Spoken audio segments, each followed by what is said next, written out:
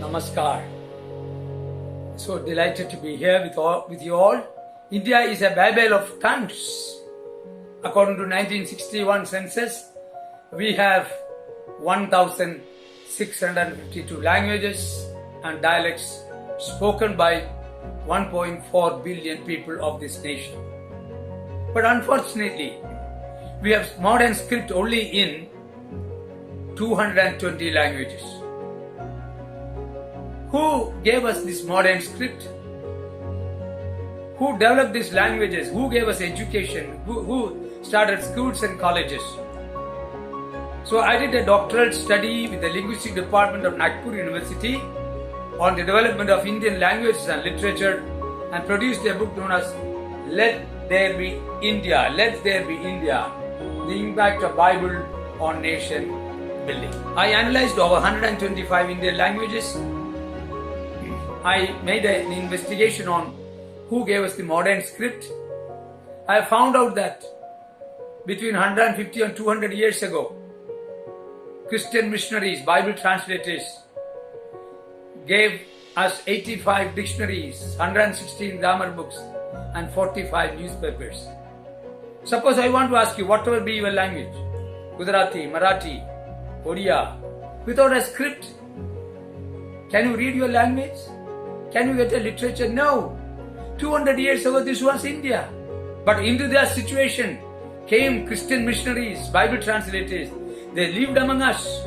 They developed our languages. Recently, I had two visitors, Vinod Varki and Annie Wilson.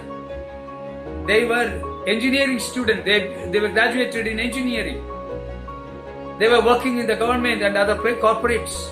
But God called them to go to an Adivasi area. And what happened? After 15 years, they produced a New Testament in the Ratvi Bareli language. Ratvi Barelis live in southwest Madhya Pradesh and southwest Maharashtra, 8 districts of MP and 2 districts of Maharashtra. They didn't have a modern script. They created a modern script with 37 alphabets. And Annie did a PhD in Ratvi Bareli grammar. And both of them did MA in linguistics. Vinod also did a major study in Hebrew language from Hebrew University in Jerusalem. Highly educated people like the missionaries who came to India 150 years ago. Today, 200 such people are working, highly educated linguists and professionals in the jungles of India, giving script to the scriptless people. Are you not excited? Developing script means you are educating people, empowering people. Two things happen. You democratize the language. Anyone can read without any caste differences, color differences. Anyone can read the language if there's a script. If there's a grammar available, they could teach that language. Then there is literature available. Think of the progress that takes place if your language is developed. This is what Christian missionaries did.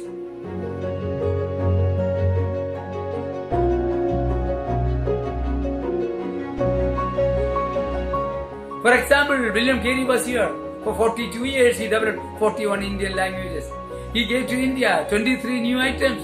He gave a type foundry for the first time. He established a paper making factory.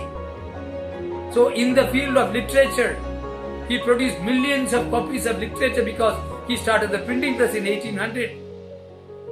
So, development of language, literature, printing, publishing and education go together. Thank God for all these people.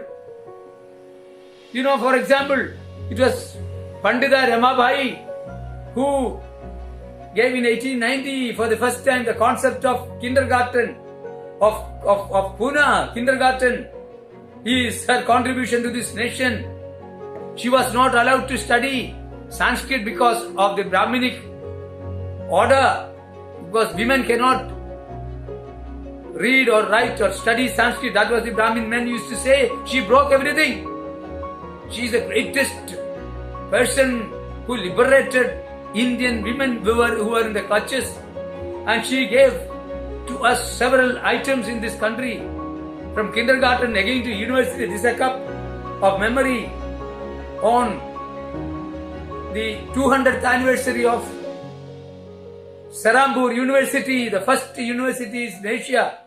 That university was under the declaration by the Danish government, then UGC also, under UGC also, that's a university. The first university. Again, a major 3 universities. The Madras University was established by William Miller in Madras. In Bombay, the Bombay University was established by John Wilson. Calcutta, another missionary after the model of Sarambur University. Sarambur University was known as the Oxford of the East. Remember, 200 years ago. So consistently, consecutively, hundreds and thousands of Christian missionaries, Bible translators, gave their life to India. They not only democratized the language, they standardized the language. Different dialects. For example, you read Hindi newspaper in Delhi or Lucknow or in Bombay, the same newspaper, the same style of communication you use. Though you speak different dialects, Hindi is nationalized. Hindi is standardized by Christian missionaries. Like that, Indian Christians and others have developed Indian languages. Let me specifically come to 2-3 languages. Do you know that there was no Hindi language at all in this country? Hindi was coalesced out of 12 central Indian dialects by Christian missionary known as Samuel Henry Kellogg in 1876. And he gave in 1876 for the first time Hindi Vyagaran. Even today, that is the best Vyagaran book in Hindi. So he created, and then Hindi Pracharani Sabha was started by missionary Greaves in Benares. So the people, around 60% of Indians speak Hindi. But remember, there was no Hindi but for the Christian missionaries, Bible translators. Then we started Hindi schools in Hindi. The first modern school was started by Portuguese Santa Fe schools in Goa.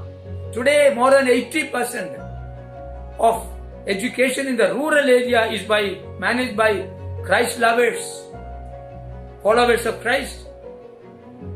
Then again, today health facilities, more than 70% is by Christ followers. So they pioneered all these things, Indian languages and literature.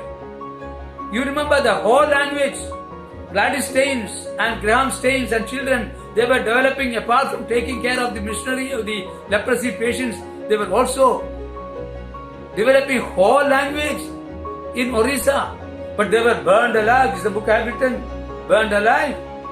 But don't think, because they were burned alive, we don't develop that language today.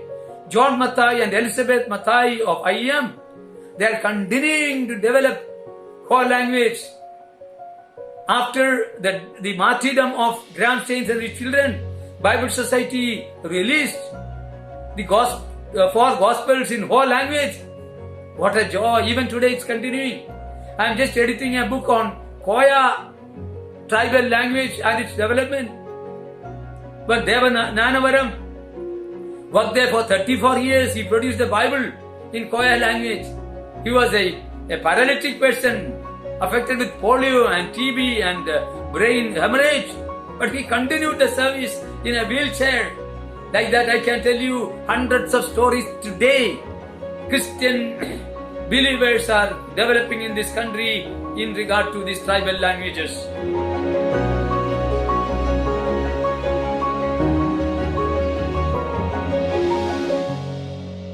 Today, my friends, we need 250 more Bible translators.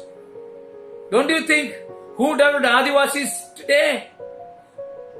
Hundreds of Christian missionaries, hundreds of Catholic, Protestant, Episcopal, Congregational Christians today are working among the Adivasis. We need to empower them. We need to educate them. I am requesting the government to give at least 20% of the budget to education, 20% to health, 20% to communication. Spend less money for defense. Let us enlighten our people. They will become educated. They will contribute much, especially the women of this country. If you empower these women through education, India will be developed much, much faster. The secret of India is the development of the villages. Let us encourage, let us develop these people. Let's give them books, literature. Let our schools be open for the Adivasis. Let every village in this country have a school of high quality, teaching mother tongues, teaching Hindi, teaching English, international languages. The contribution of Christian missionaries to the development of languages, literature and education is amazing. Let's continue to do that. Let us serve this country. We are the makers and the movers and the reformers of this country. Bible people. We want everyone to read the Bible in their mother tongues. That's our joy. Thank you so much. God bless you.